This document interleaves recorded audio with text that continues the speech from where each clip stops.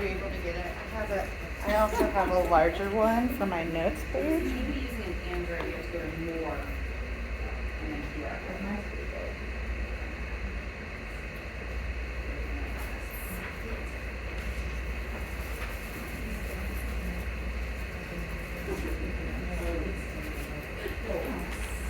Yeah, no, it's okay.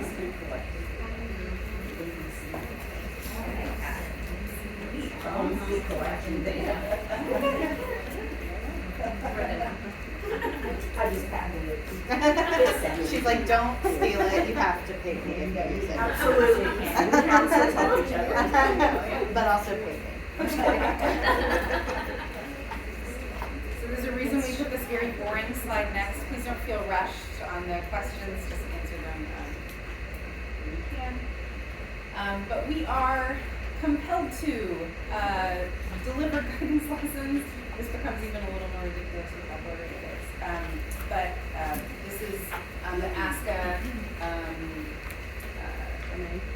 domain and TEA language that you can hopefully use to help convince your reticent admin to allow you the time that you need in order to deliver guidance lessons. And we'll get to that.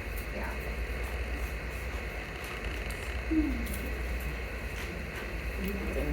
So counseling lessons, and Diana and I believe this as deeply as we believe anything, and we're not just talking about professionally, we also mean personally. Guidance lessons absolutely have the potential to be your number one most effective tier 1 support and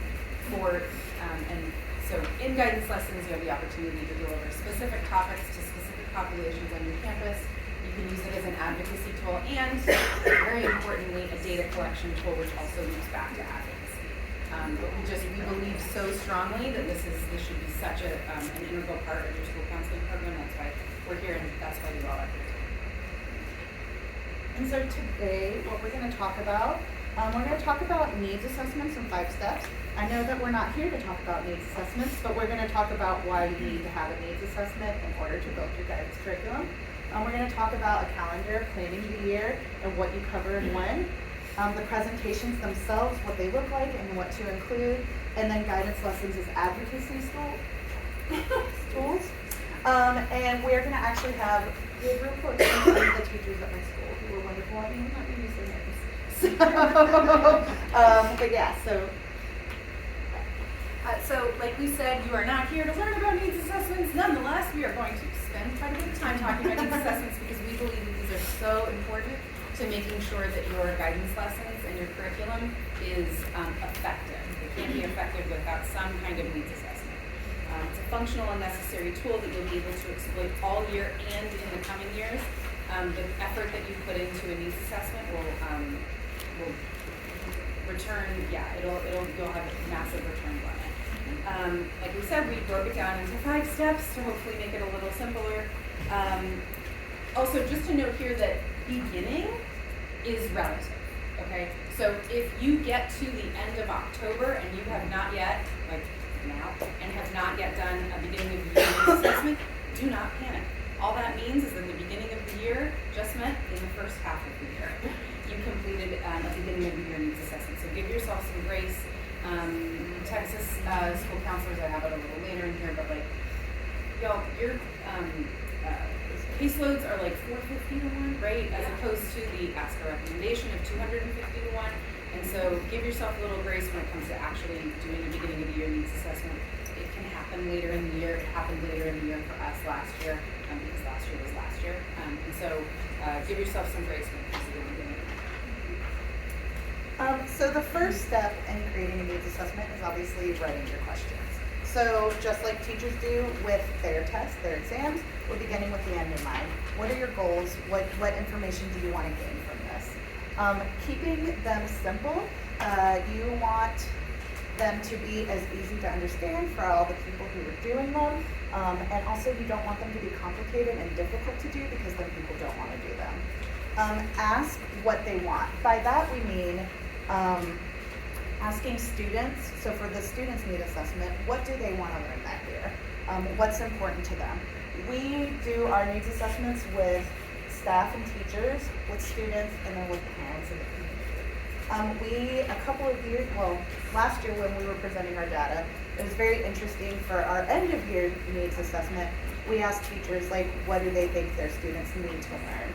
And a lot of teachers had a bunch of different answers. Most of them all included like dating and relationships because we work with middle schoolers, so really it makes sense on why that would be important to them. But none of our teachers said that our students cared about their grades.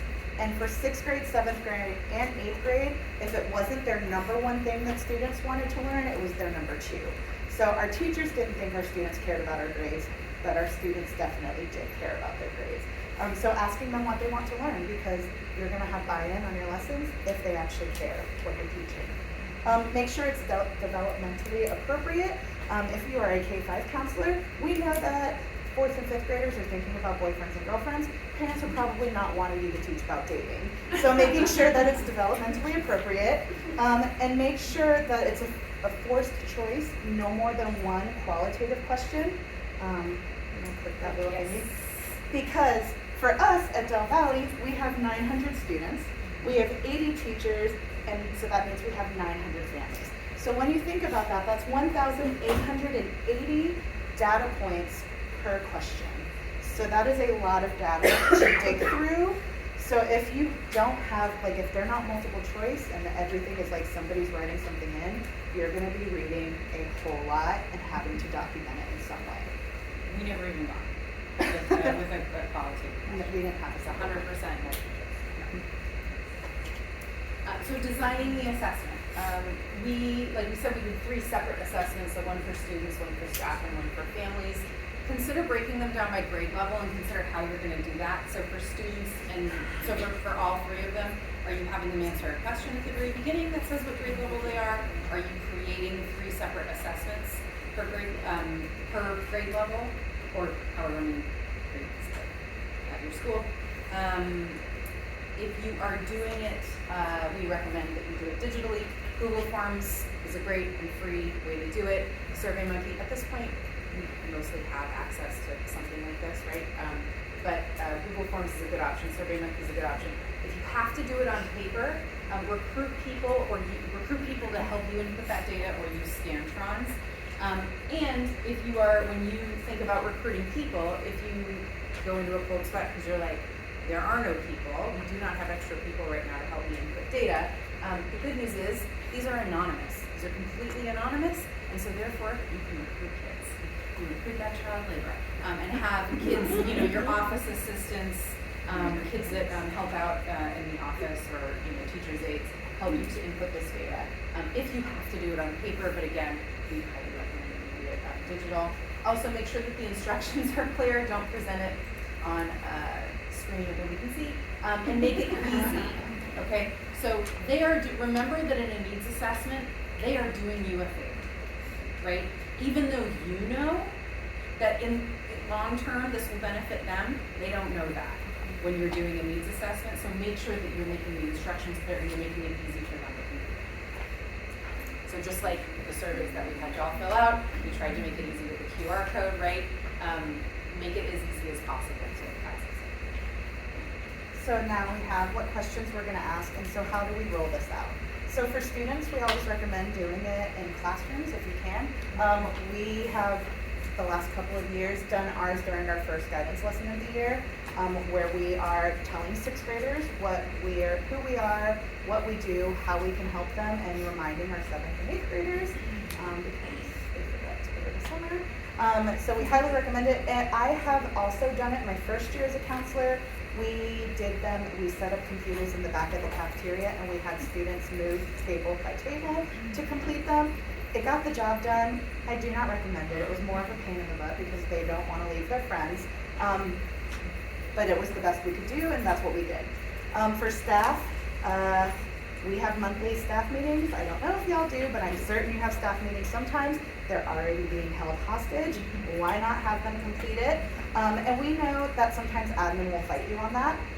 So if you are very prepared and you have all of your questions in advance, and it's super simple to do, you can look at your admin and say, can I please have 6 minutes of the staff meeting for our staff to fill out these questions? Especially if they're multiple choice, they can get through them really quickly.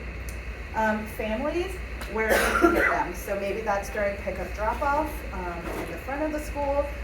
If you have a parent community liaison like we do, we are very lucky to have somebody who does that. They can email all families together. They can break it up by grade level, and I don't know, she does all. But they can also put social media blast, links, however you can get it. And then, but also be mindful of the languages of your parents, because again, we want to make this as simple as possible for them. So in our district, we are very Hispanic dominant. So we always send ours out in minimally at least English and in Spanish, so that parents can click the one that they want to fill out. So step 4 is your data analysis. Now you've rolled it out, hopefully you've done it digitally, you're getting back that data immediately as it's happening, and you are ready to do your data analysis. We recommend that you break down this data by grade, but no further. Even if you are nerds like us, even if you are super excited to get this data and you start breaking it down and it feels really fun, we really encourage you not to break it down any further than grade level, just because, again, there is enough on your plates, and that is not necessarily the best use of your time. However, you do want to highlight what's important to the people that need to hear it. And so,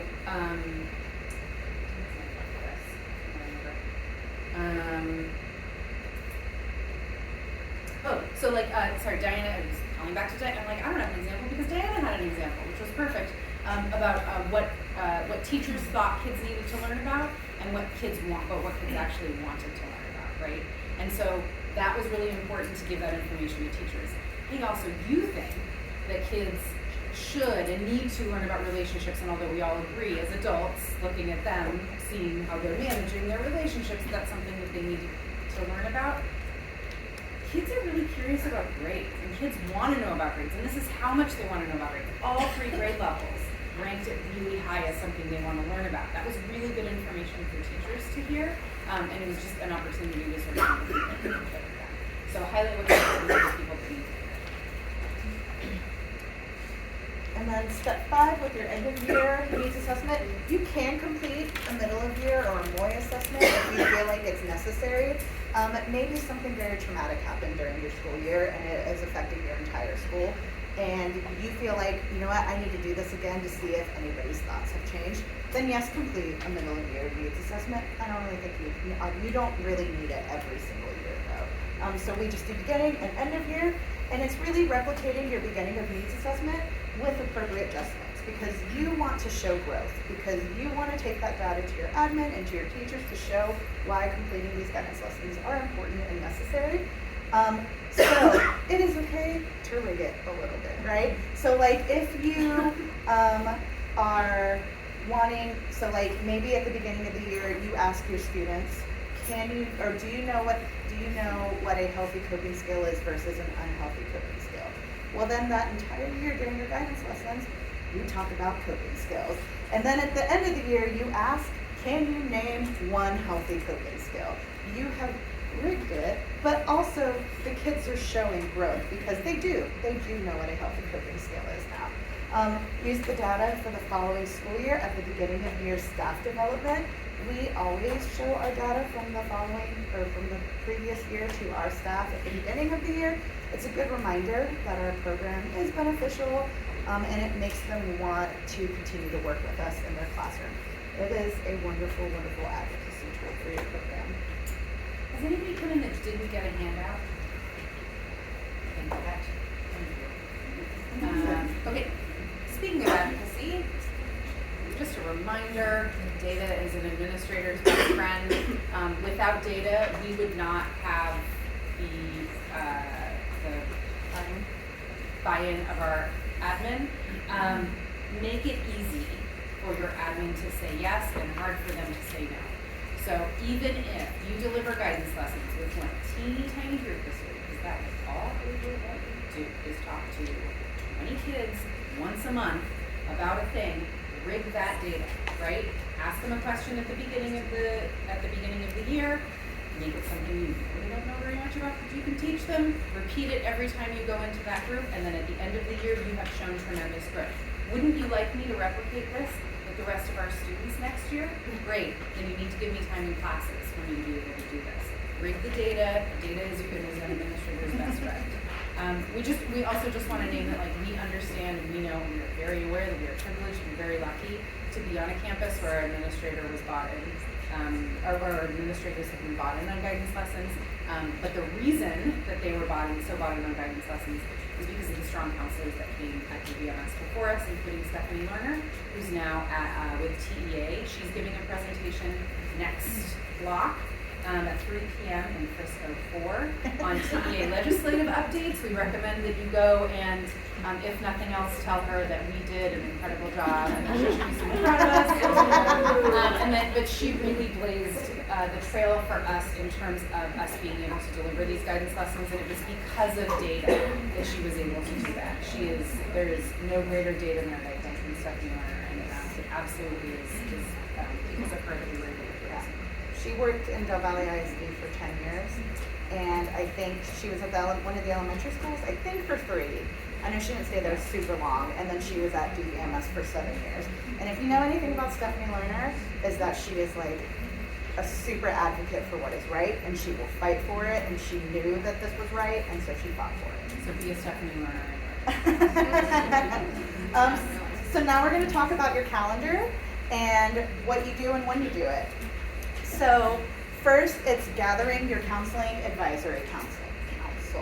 So ideally, this is a representative group consisting of all stakeholders. So parents, community, teachers, students, any other therapist you have on your counselors or on your campus, admin. But in reality, it might just be you right now. And that is okay because you have your data from your very successful needs assessment. And as your program grows, so will your counseling advisory council, and so that's okay.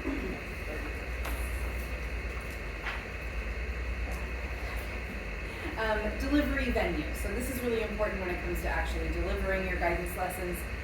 Ideally, it's in classrooms and it's delivered monthly, meaning that every kid that is on your caseload sees your face in a classroom once a month. Always with the teacher in the room. This should be clear up front with the teacher when you're coming into their classroom, whether that's because you've got a conversation with them or admin has said this is the classroom where you're going to be delivering that guidance lesson. Make sure that it is up front with the teacher that they are expected to stay in the room the entire guidance lesson. This is not an extra prep. This is not an opportunity to run off campus for some Starbucks. They are expected to be in the room with you for 2 primary reasons. One, to do attendance. Attendance is not your job, even when you're taking over the class for the day. And second, for discipline. You should be using your excellent classroom management skills, but you should not be doling out discipline. That line is super clear. So for elementary, we recommend 30 minutes spent with each class. Middle and high school, things are a little different because of our bell schedules and the way that things get wonky, sometimes different days of the week. But we recommend taking over one teacher's class for one day. It just makes it simple and easier for teachers to lesson plan. At DVMS, we were 2 counselors. We would do 2 teachers per subject area over 3 grade levels. This was just what worked for us. However, did it always work this way? Absolutely not. There were months when there was a crisis that took over the day. There was some sort of scheduling thing that got in the way. But this is what we recommend. Just basically is getting in front of everything once a month. Just get back on that track as quickly as you can if you get off to that schedule. Also, always invite your administrators every single time that you are delivering a guidance lesson. Invite those administrators to come in.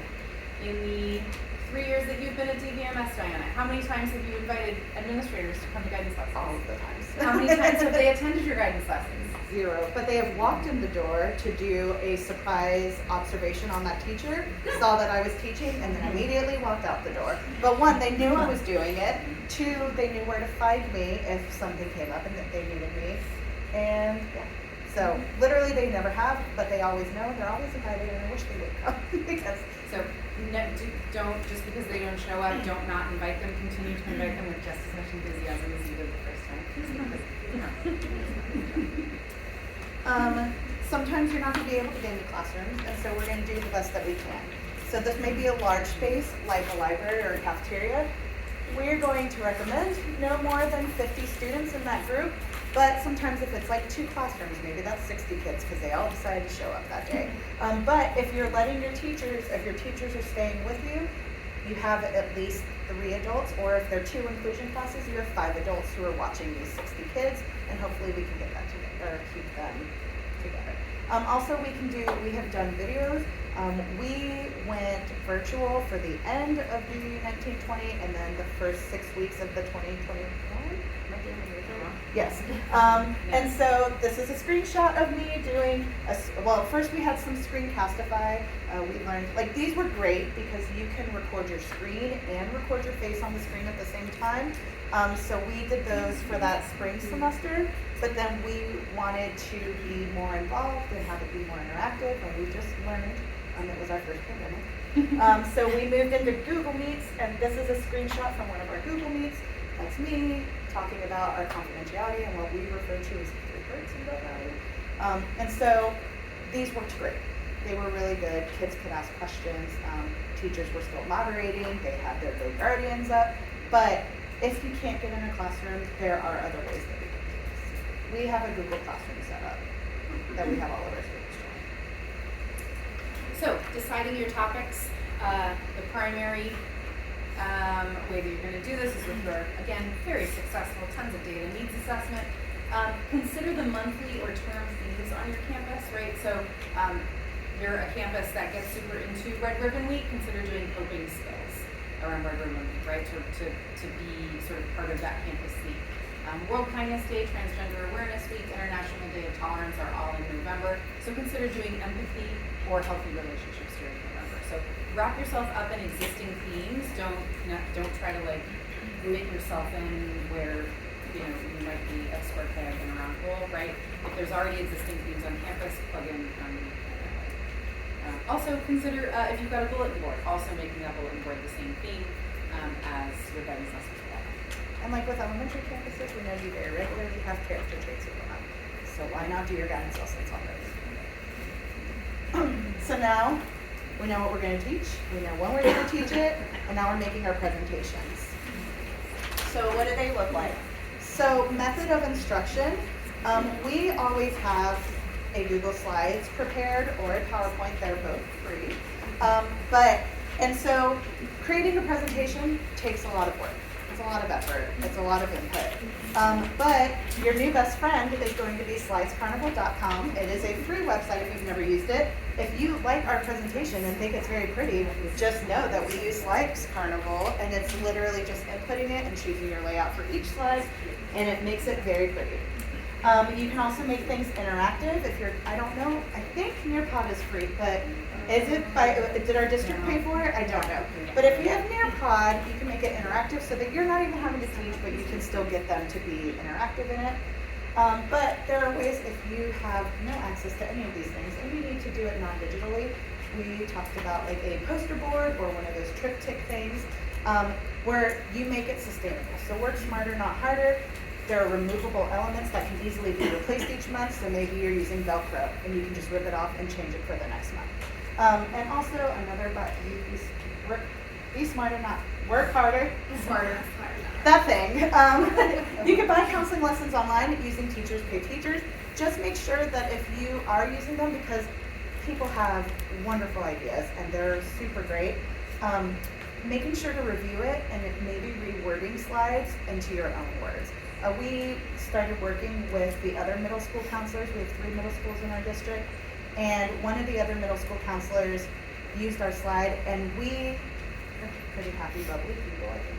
And she, wonderful person, not a bubbly person. And so she presented, and like she even commented that her kids were like, this, what is this? And she was like, it works for the other counselors. And so like, just remove slides like that don't work for you, or reword them in a way that it sounds like you're talking, and so you don't feel uncomfortable giving the presentation.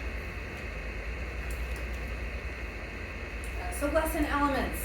This is the bread and butter of our guidance lessons. This is how we structure every single one of our guidance lessons. Don't feel like you need to recreate the wheel every time. In fact, don't recreate the wheel every time because it's going to be a waste of your time. A consistent structure means that you don't have to put in that work every time of trying to figure out what the structure of your guidance lesson is going to be. It also is good for the kids, and so the kids know what to expect, you know what to expect. In your introduction, you should say your name, pronouns, your title, and your caseload every single time. Do I really need to say my name and my pronouns every single time? Yes, you need to say your name and your pronouns every single time. Pronouns are a great way to start a conversation about inclusivity. We would regularly have kids, we would introduce ourselves, are you she, her pronouns, and they go, what do you mean by that? That just means that those are the pronouns that I want you to refer to me as when you say, Miss Baker, she's my counselor. And they go, oh, okay. Or they engage you in a lengthier conversation about it, which is, it's a great opportunity. You're just opening the door for that conversation. I guarantee you that using your pronouns will bring kids into your office. 100% full stop. Just adding this once a month, saying your pronouns in front of kids are going to bring kids into your office. You can have a safe space sticker up in your office, but the kids need to get to your office first to see it, right? So announcing your pronouns at the start of every guidance lesson is a way of identifying yourself as a safe person, especially for your LGBT kids. Then you move on to housekeeping. So how to access the school counselor, right? There are new kids in the room. They don't know where your office is. Especially at the beginning of the year, we always use pictures to show them where our offices are. 3 hertz emergencies. So the 3 hertz are the 3 reasons that I may need to break confidentiality, that may break that what you say in here stays in here rule. If you want to hurt yourself, if you want to hurt someone else, or someone else wants to hurt you. Those are the 3 hertz emergencies. Diana's going to talk about that in a minute. Inclusivity. Make sure always that there's something on this slide that indicates that you are a safe person in some way, and then announcing the monthly fee. Then you will move on to the agenda, the main topic, and a good grades strategy. So we added this, again, based on that needs assessment where the kids were like, I want to know how to get better grades. Not only did we have a guidance lesson, we actually even have it, a full guidance lesson. No, we didn't. This was how we addressed that need. Was we added in for every single guidance lesson a good grade strategy. So this was something like time management or attendance or backpack organization. And so just one slide, one quick little tip about this is your good grade strategy for this month. Something to work on, something to think about. And then a coping skill. So this was in response to the pandemic, really. Was adding in a slide, and typically it was a mindfulness thing, but I think sometimes kids hear mindfulness and they get a little like eye roll, like, what's the counselor talking about mindfulness, right? And so we called it a coping skill. And it was box breathing, it was finger breathing, it was a mindfulness strategy that we added in, and they expected it every time, and then closed it. And it was nice because we did one every semester or every month with them, we would just explain, maybe this isn't your jam.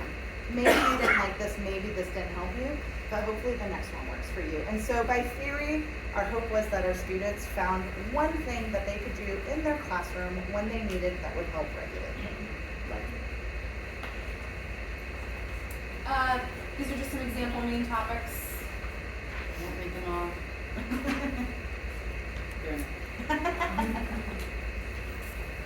So we have our tale of an effective children's support. So like I said, I joined Del Valley Middle School in the 18-19 school year. So we are a Title I district. We have just about 16 schools with only one. They all feed into one high school of about 3,500 students. And so being a Title I district, we were very, we had a lot of crises happening every year. And so the year before I joined, in the 17-18 year,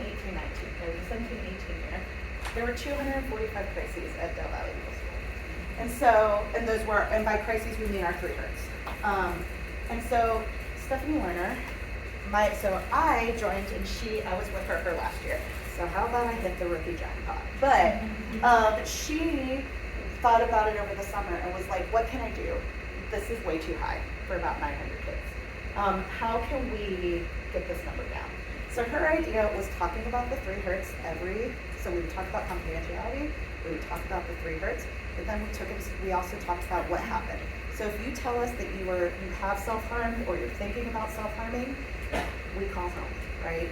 And we followed through with that. We called home every single time. If you tell us that you want to fight another kid or another kid wants to fight you, we tell admin and we get admin involved. You don't get in trouble for wanting to fight someone. You get in trouble for laying your hands on each other. But we're trying to prevent you from that happening. if you tell us that something happens at home, maybe you're not getting dinner every day. We've all thrown a CPS report, right? And so we saw that our numbers decreased from 245 crises in a year to 118, which was incredible. And we think that there are two parts about that. One, we think that sometimes kids are feeling really sad, and so they're looking for attention in any way they can get it, whether positive or negative. And so, but when we were following up and we were calling home every single time, kids tend to be like, oh, I don't want that to happen again. And so, but also there's more to that though, right? Like it's not about just throwing it off and being like they're attention seeking. It's, okay, we need to talk about why we were attention seeking. And talking about those 3 groups really helped to give kids a language around it, right? And so they were coming in and they were saying, what, you know, instead of coming in and saying, I hurt myself, they were coming in and saying, I'm thinking about hurting myself, because we made ourselves safe people, and they understood that if it did get to that point of the 3 groups, they were coming in before it was a 3 groups, right? So it's not that we were seeing fewer kids in the office, we were seeing about the same number of kids in the office. The number of crises were greatly decreased because they knew that they were supposed to come in before it got that bad. And so then so then Ms. Baker joined me in the 1920 school year, and I had shown her this data, and we were very excited about it, and we were like, what can we do to make this better? How can we continue this trend? So that's when we started throwing in our healthy coping skill of the month, because we wanted to teach our kids what they could do to help self-regulate before it got to the point where they just punch a kid when they see them in the hallway. And so our numbers went down further. Now, to be fair, this was during the 1920 school year, so we left for spring break and then we never came back. But even if our numbers had doubled, which because we know that there are more crises at the end of the year as we're getting close to summer, food is less regulated, like they just don't always have access to it, things like that. They're not going to see their friends, who are sometimes the only people they feel safe with. Even if that number had doubled in those last 2 months of school though, we still would have cut our number in half for the year. And so just by introducing these 2 things in our guidance lessons every month, we went from 245 crises to 23 in a school year. So, of reported crises that we were aware of. All right, so returning to this idea of inclusivity, beat the drum of your inclusivity with every single guidance lesson. So putting up a safe space emblem. Turns out November is Military Family Month, right? An opportunity just to talk about military families, especially if you have military families in your district. Diana, as we were preparing this, just Googled the phrase Ask a Calendar 2122, knowing that that calendar somewhere exists, and it's got that, right? And so you can pick and choose off of this list of, you know, this is what the sort of symbolic themes for that month are. Putting in, you know, National Hispanic Heritage Month, Black History Month, whether or not your school acknowledges Black History Month, right? Including it in your guidance lessons because you're acknowledging it. Beat the drum of your inclusivity, make sure kids know that you're a safe person. Along those same lines, I love this image so much. Gender neutral terms to address a group. You are still addressing everyone when you say, hello change makers, hello earthlings, hello folks, hello everyone, hello goblins and ghouls. If you are somewhere where, if you're in other states, it's more common to say you guys to address a group that is not inclusive. Ladies and gentlemen is not inclusive. Boys and girls is not inclusive. Future leaders of the world is movers and shakers, scholars, cool cats and kittens. At my first campus, I don't know why I got into the habit of calling kids chickens. I don't know why, but it's chickens. Well, it's actually not gender inclusive now that I think of it. Chickens and roosters. Well, that's okay. No, peeps. Poultry. Good. Diana calls kids lovies or love bugs, right? So that's making sure that you are gender inclusive when you address a group. Also, I just always like to throw in here a good call and response. Always gets a group looking up at the front of the room and reacting to you. So when I say inch, you say mile. Inch. Mile. Inch. Mile. When I say frown, you say smile. Frown. Smile. Frown. Smile. Having guest speakers, so you do not have to be the sole source of knowledge for your guidance lessons. You don't have to know everything, but somebody in your school or your community probably does. So when we do our bullying and cyberbullying guidance lessons, which we are doing in November, we always invite, we have a campus SRO, but sometimes we just have a district SRO, or like at our elementary schools, they don't have an SRO, so my friend who was an elementary school counselor borrowed ours for the day. Because we could talk about all the touchy-feely parts about bullying and why it's wrong, the SRO could talk about the laws behind it and make it real. If you are talking about anxiety and depression, you can invite your campus therapist if you have one, or a community organization. In Del Valle, because we are a Title I district, we get lots of outside community help. And so we work with a group called Integral Care, and they come in and they do a whole program called More Than Sad. And they do that with our 8th graders rising into 9th grade. Always assess for fit though. Is this person comfortable presenting? Is this person comfortable speaking to children?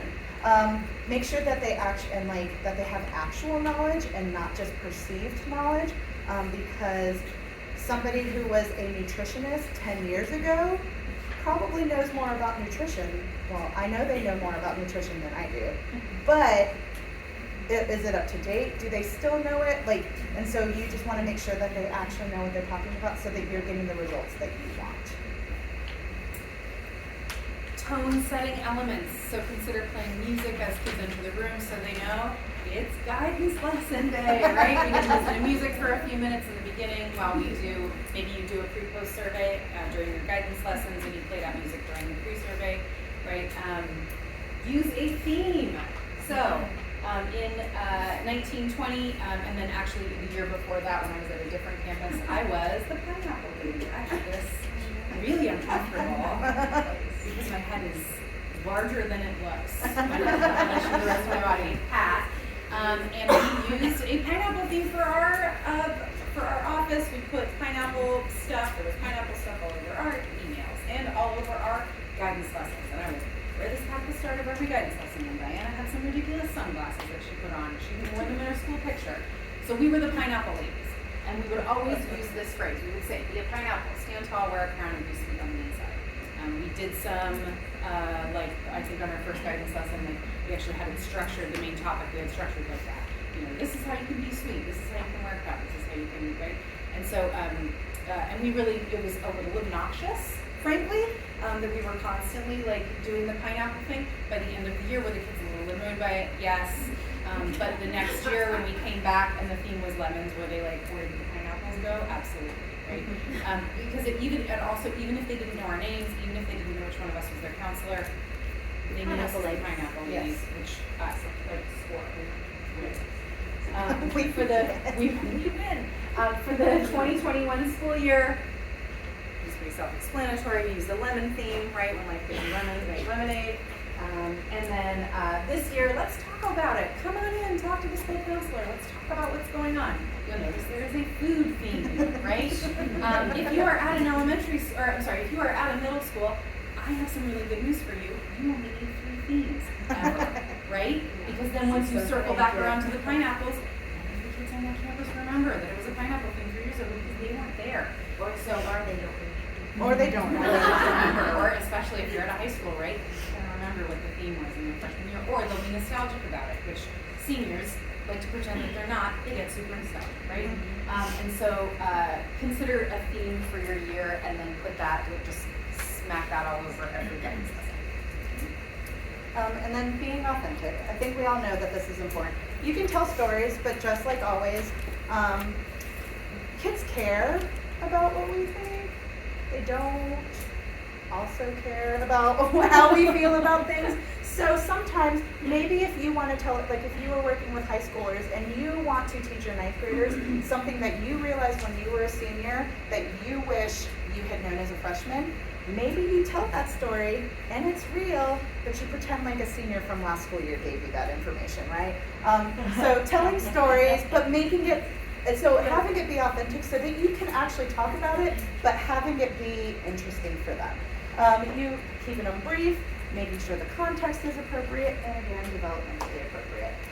Use scenarios that kids can relate to, knowing your population, being responsive and sensitive to it. Like I've said multiple times, we're a Title I district. We have a lot of students who live in single-family homes. We have a lot of students who have parents that are in jail or have been incarcerated.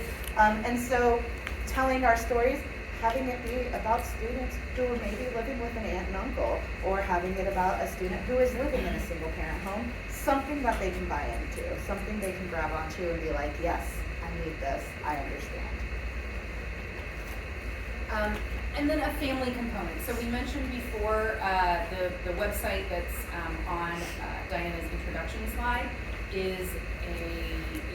goes to the DVMS counselor website, where she updates every month with information for families on our guidance topic.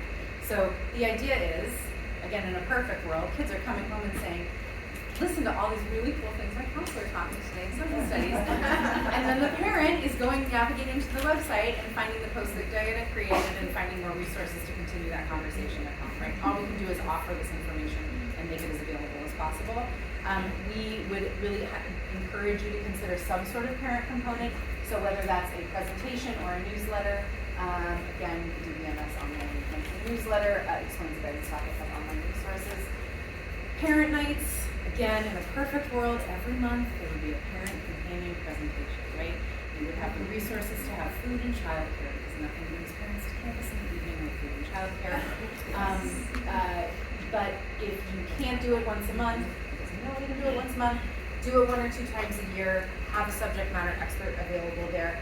This was something that my very first principal taught me that I took with me, and I think is just so unbelievably important, that you have physical resources for parents to take away.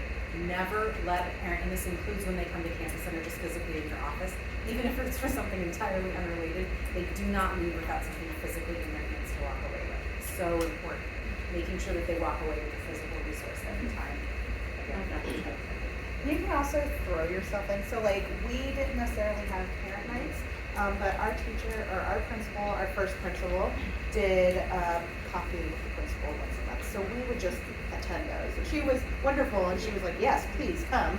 But yeah, so it doesn't have to be something that you organize. It can be a team effort. So counseling lessons as an advocacy tool. Teachers will discuss your lessons, especially if you are new on your campus. This is their opportunity to see you work. So much of what we do is behind closed doors. And again, as a Tier 1 support counseling lessons, that is your opportunity to be up in front of people and show people what you do, and show people show your students and your teachers and your admin all of the good work and all of the knowledge that you have. This might be the most visible you are all year, so make it count. So we have 2 quotes. This one is from Miss Tigrina, who was our technology teacher, and for 8th grade we did our guidance lessons through our technology classes, so she saw us. Now she is our current behavior specialist. But we just asked, did seeing guidance lessons change how you felt about the counseling department? And her response was, yes, it did. What I was able to witness was interaction between the student and the counselor. I think it made the students aware that the counselors were accessible to all students. In a setting with their peers, students were able to see videos they might not have seen otherwise, ask questions, and many times listen to questions and answers they wanted to ask, but for whatever reason did not. Counselors in the classroom providing guidance lessons is very beneficial to all. And then Mr. Moore, who is this big, gruff, not super emotional man, we do our guidance lessons through social studies or science for 6th and 7th grade because they're not tested subjects. And he wrote this amazing quote that I was a little, it touched my heart a little bit. Anyways, he wrote, before I saw guidance lessons in action, I was sure that all school counselors did was schedule changes. It gets better, it gets better. And he said that he was 100, like he had no doubt that that is what we did. Now that I've seen them in action, I see how kind, warm, and empathetic our counselors are, and feel very confident reaching out to them whenever a student is in need. We deleted the sentence. The counselor's record literally spoke for itself with the students, staff, and parents and guardians. I consider them a valuable asset. So these guidance lessons, I just cannot tell you how valuable they have been for us in making sure that we're visible and making sure that the staff understands what it is that we actually do, which is not scheduled changes. Okay, so what do you do if you can't get buy-in? And I know that we have like 2 minutes left. Take what you can get. If, like I said, if you can go in one classroom on one day, make sure that you are gathering that data and make sure that you can show that to your admin. And again, just a reminder that real change, enduring change happens one step at a time. So if you need to just do it incrementally, that's fine. Please, please, please, please, please I am considering writing a book on this topic, and the data that I gather from this post survey, there's one question on it that I plan on, and as long as it's good data, taking it to a publisher to convince them that this is a good idea for a book. And so if you could please take our survey. Those are our email addresses as well. Feel free to get in touch. We have no time for questions. Yeah, we do. We have 10 minutes. We have 12 minutes. You do? You have, wait a minute. It started at 1:30, right? Yeah, till 2:30. So if you guys have questions, Did everybody sign? it's also, yes. Okay. Does anybody have questions? Yes, if anybody has any questions. Don't y'all think she should? Also, please know that this data would be very helpful for us because this is our first time presenting at a conference ever. We So. would like to take the show on the road. More on the road. So, but thank you so much. Thank We you. really appreciate it. Okay, did everybody sign in? Okay, there's 4 site sheets. If you want to take one to a friend, there are a couple here. What is this? Oh. Wait, where is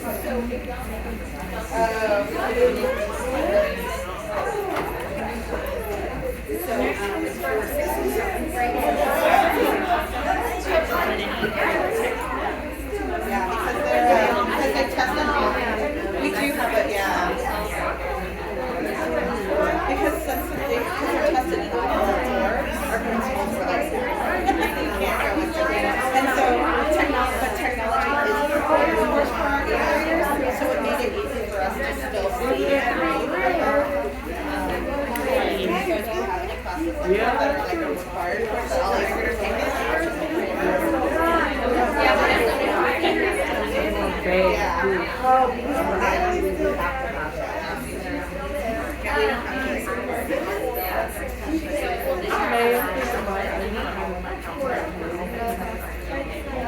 yeah. If you're making a real like, and if we get I know it's definitely. My new principal. Oh, okay. If she did. But yeah, I don't think she does. But I think she was able to have her. And then maybe it just means instead of taking one day, maybe they have to teach her that. Okay. You know what, maybe the guys have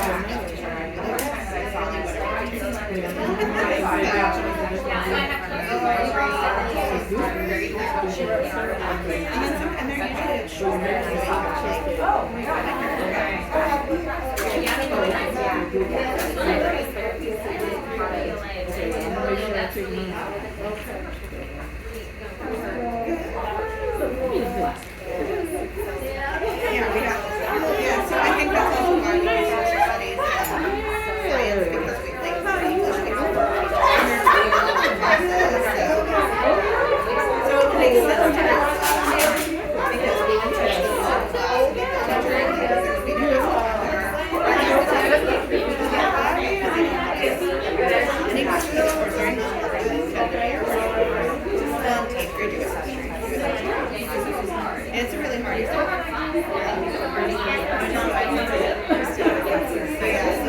I think those are 2 classes that we did. We never got it. Tried so hard. Yeah. We wanted to share the love with the teachers and not take that content. Well, it's just like this year I'm doing science overall and everybody's really I just want to tell you thank you. I was going to say that I got really into this and try to use it. yeah, so I'm going for science classes right now. And then we're going to teachers. Yeah, our teachers really like they're like whatever do you want because like I think once they see the value and then they get because they stay in there and they Well, but they really like I feel good about that. And then it's beneficial.